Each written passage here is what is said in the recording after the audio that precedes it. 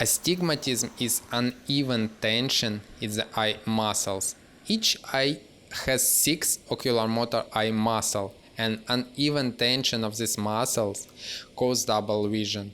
Most of the time, eye muscles are unevenly tense. For example, just one muscle is too tense and already the eye has lost its round shape. Vision can get double.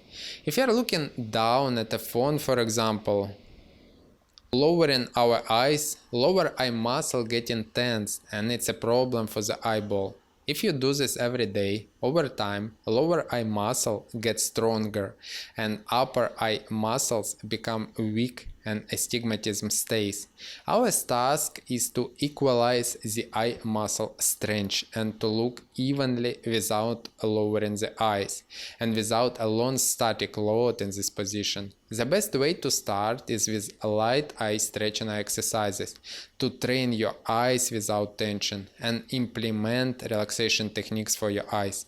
Gradually, with eye training, you can improve eye muscle shape and eliminate astigmatism. If you want step-by-step eye training course Eyesight Academy, the link will be in the description below.